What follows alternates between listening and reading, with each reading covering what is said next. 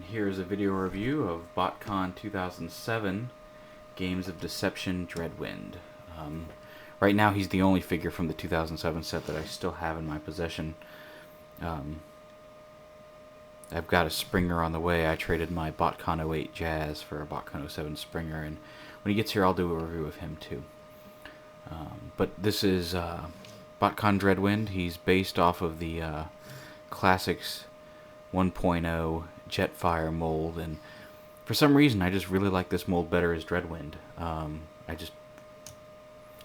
Again, personal preference, but I just really like this color scheme. I like him as Dreadwind more than I like him as Jetfire.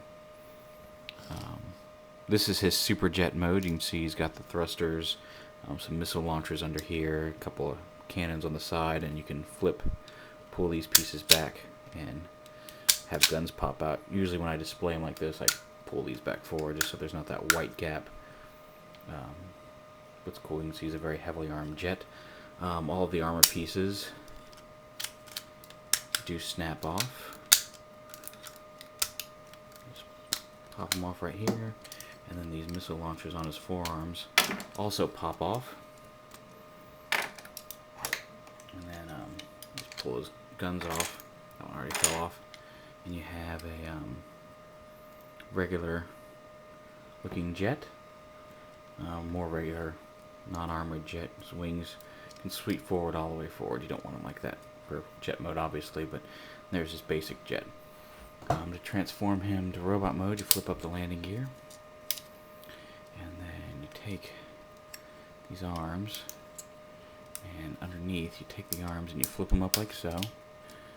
Rotate again up like this. You lift up this piece and flip this down. You split these pieces up to form the chest. Then this whole comes down and forms his torso, and that piece flips down like so. Then the head, you turn around. The back piece pulls up, flips, and tabs into the back there. And then you just pull his legs down, open up his feet, and there you have. Flip the wings all the way up, and the fins flat. There you have basic robot mode. He does still have, the Jetfire-esque super helmet. They couldn't get rid of that for transformation reasons. But underneath, he does have a newly sculpted Dreadwind head, which also I very much like. I rarely ever have him wear this helmet. When it's not on his head, I usually flip the cannons so they face back, and it perfectly just tabs right onto this little hinge. Holds it right there. And one of the interesting things about that is I never even knew this until just the other day, as we were unpacking the house, I was looking at his tech specs, realized that his bio card from last year, actually, if you look closely in the drawing, this is actually exactly where his helmet sits. He actually has these two little guns behind his head, so I was very happy to find that. And again, the same paint scheme carries over: gray with some teal and purple. The two guns from underneath the jet mode combine to form his laser rifle, which we will give him now.